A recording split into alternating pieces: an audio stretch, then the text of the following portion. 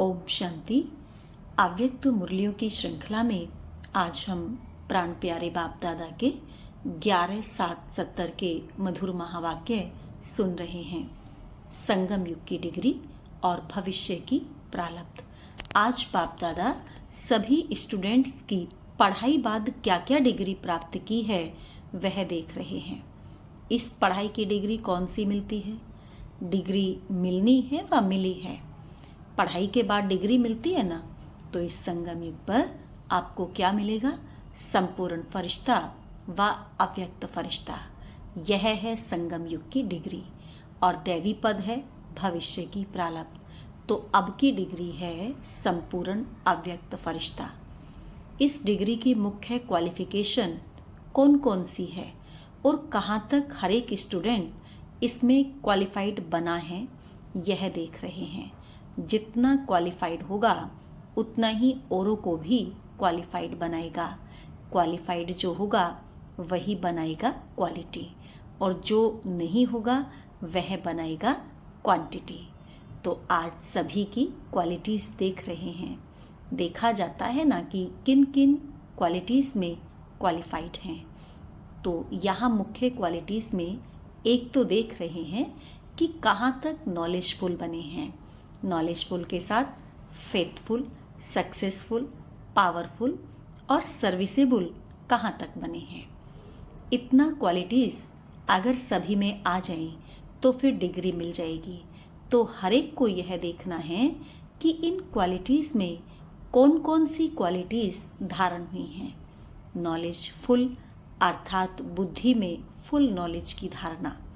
जितना नॉलेजफुल होगा उतना ही वह सक्सेसफुल होगा। अगर सक्सेसफुल कम है तो समझेंगे नॉलेज की कमी है।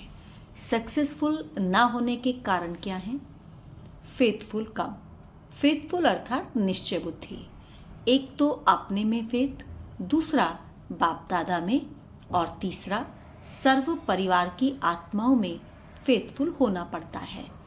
जितना फेथफुल बनकर निश्चय बुद्धि होकर कोई कर्तव्य करेंगे तो निश्चय बुद्धि की विजय अर्थात फेथफुल होने से सक्सेसफुल हो ही जाता है।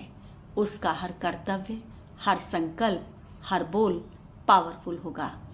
ऐसे क्वालिफाइड को ही यह डिग्री प्राप्त हो सकती है। अगर डिग्री को प्राप्त नहीं करते तो क्या होता है मालूम है? कोर्ट द्वारा क्या निकलता है? Degree, notice.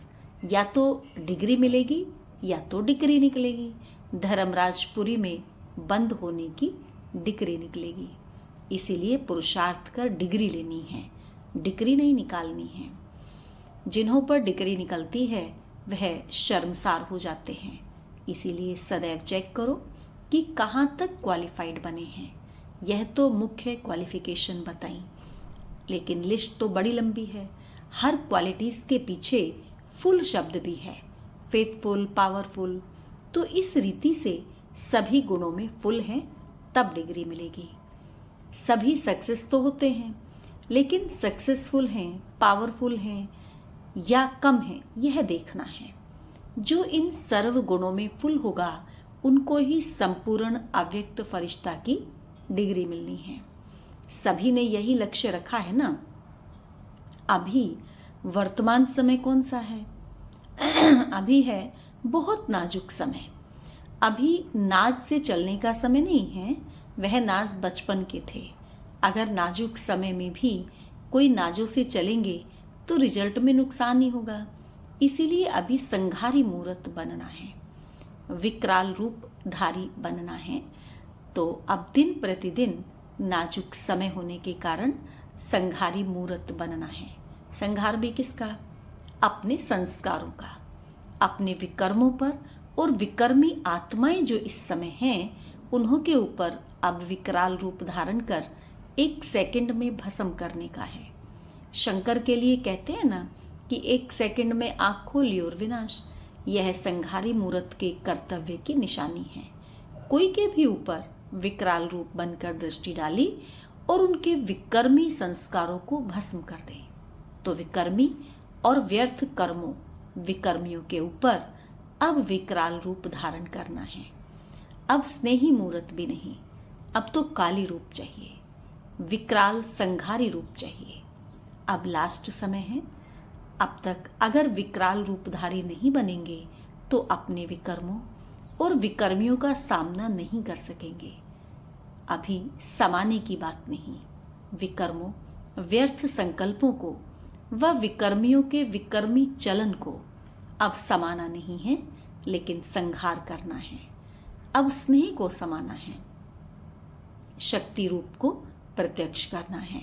शक्तियों को एक ही समय 3 बातें धारण करनी है।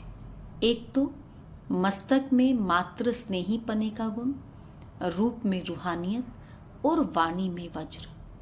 एक एक बोल विकर्मों और विकर्मियों को खत्म करने वाला हो। जब यह तीनों बातें इकट्ठी धारण होंगी तब क्या होगा? विकर्मों और विकर्मी भस्म हो जाएंगे। शक्तियों की नज़र से विकर्मी आत्माएं कंपायमान होंगी। किससे? अपने विकर्मों से। तो अब संहारकारी बनो और जल्दी जल्दी संहार करो। कहाँ कहाँ श्रृंगार करते संहार को भूल जाते हैं। श्रृंगार तो बहुत किया, लेकिन अब संहार करो। मास्टर ब्रह्मा भी बने, पालना की, श्रृंगार किया, लेकिन अब पार्ट है संहार का। अब संहार का पार्ट है शक्तियों के अलंकार और शक्तियों की ललकार।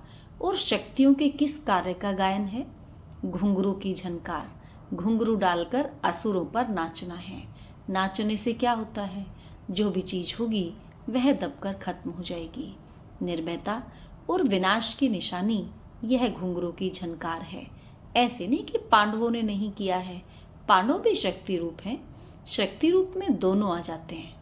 तो यह तीनों कर्तव्य प्रैक्टिकल और प्रत्यक्ष रूप में चल रहे हैं। अब कमजोरों का काम नहीं है। मैदान पर कमजोर नहीं आते हैं, शूरवीर आते हैं। तो अब मैदान पर प्रत्यक्ष होने का समय है। शूरवीर शक्ति रूप बनकर प्रत्यक्ष रूप में सामने आओ। जब इस रूप में प्रत्यक्ष होंगे तब क्या होगा? प्रत्यक्षता। बाप और बच्चों की प्रत्यक्षता होगी। तो जितना प्रत्यक्ष होंगे उतनी प्रत्यक्षता होगी। तो पाप को प्रख्यात करने के लिए प्रत्यक्ष होना पड़े। अब तक अपनी ही कमजोरियों को विदाई न देंगे तो सृष्टि के कल्याणकारी कैसे बनेंगे? इसीलिए अपनी कमजोरियों को अब विदाई दो, तब सृष्टि के कल्याणकारी बन सकेंगे। अच्छा, ओम शांति।